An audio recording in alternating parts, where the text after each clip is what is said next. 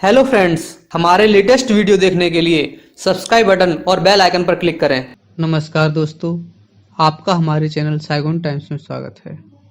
आज हम आपको सातवाहन वंश के बारे में बताएंगे। सातवाहन वंश की उत्पत्ति कैसे हुई और सातवाहन वंश के प्रमुख राजा कौन कौन थे। तो चलिए अब हम अपने वीडियो को विस्तार से शुरू करते हैं। ईसा पूर्व प्रथम शताब्दी में विंध्याचल पर्वत के दक्षिण में दो शक्तियां थीं। ऊपरी दक्षिण के सातवाहन तथा कलिंग के चेदी। सातवाहन में समस्त दक्षिणा पर सम्मिलित था। सातवाहन साम्राज्य का उत्तर में मगध तक विस्तार था। सातवाहन कर्ण वंश का उत्तराधिकारी था। पुराणों में सातवाहन को आंध्र जाति कहा गया है। Raphson, doctor VA. स्मिथ तथा डॉक्टर आर.जी. भंडारकर ने यह निष्कर्ष निकाला है कि सातवाहन आंध्र प्रदेश में निवास करते थे। इनकी राजधानी धन्नकटक थी। पुराणों के अनुसार शिमुख इस वंश का संस्थापक था। शिमुख कृष्ण सातकर्णी प्रथम, गौतमी पुत्र सातकर्णी, वशिष्ठी पुत्र पुलभावी तथा यज्ञश्री सातकर्णी इस वंश के प्रतापी राजा थे। पुराणों में बताया गया है कि इस वंश के 19 राजा हुए जिन्होंने 300 वर्ष तक शासन किया। कुछ इतिहासकार इन्हें स्थानीय जाति का निवासी मानते हैं। इस वंश का सबसे शक्तिशाली शासक सातकर्णी प्रथम था।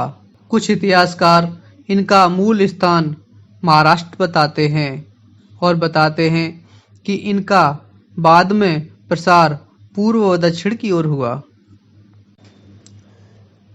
अब हम आपको सातवाहन वंश के प्रमुख राजाओं के बारे में बताते हैं।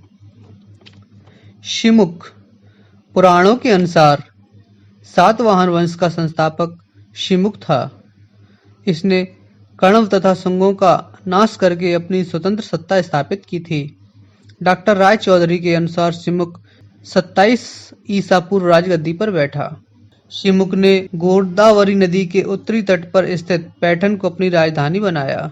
शिमुख के बाद शिमुख का छोटा भाई कृष्ण राजगद्दी पर बैठा। सातकर्णी प्रथम कृष्ण के बाद उसका पुत्र सातकर्णी प्रथम राजगद्दी पर बैठा।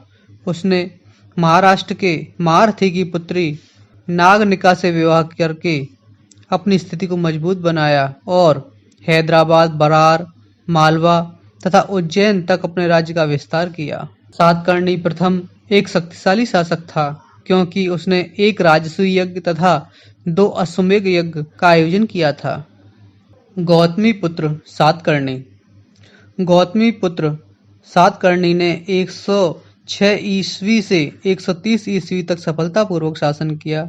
गौतमी पुत्र सातकर्णी ने शक, यवन, पार्थियन 6 रातों का नाश किया। 6 रात नरेश नहपान की मुद्राएं इस बात का प्रमाण है कि उसने नहपान को बुरी तरह पराजित किया था। गौतमी पुत्र सातकर्णी का राज्य आधुनिक गुजरात, सौराष्ट्र, मालवा, बरार, उत्तरी कोंकण, पूना तथा नासिक तक विस्तृत था। वासिष्ठ पुत्र पुलभावी गौतमी पुत्र सातकर्णी के बाद उसका पुत्र वासिष्ठी पुत्र पुलभावी 130 ईस्वी में राजगद्दी पर आसीन हुआ। उसने 25 वर्षों तक शासन किया। इनका शासनकाल 130 ईस्वी से 155 ईस्वी तक था। पुलभावी का विवाह रुद्रदामन की पुत्री से हुआ था। रुद्रदामन के जूनागढ़ अभिलेख से इस बात का पता चलता है कि पुलभावी को 2 बार उसने युद्ध में हराया था। युद्ध में हराने के बाद भी उसका वध नहीं किया था क्योंकि वह उसका दामाद था। यज्ञश्री सातकर्णी ने 165 ईस्वी से लेकर 195 ईस्वी तक राज्य किया। नासिक, कृष्णा तथा कन्नेरी जनपदों से प्राप्त अभिलेखों से पता चलता है कि उसने कुछ खोए हुए प्रदेशों को जीतकर पुनः सातवाहन साम्राज्य में सम्मिलित किया। यज्ञश्री सातकर्णी के बाद सातवाहन वंश का पतन होने लगा। लगभग 3री शताब्दी ईस्वी के प्रथम दशक में सातवाहन वंश का अंत हो गया।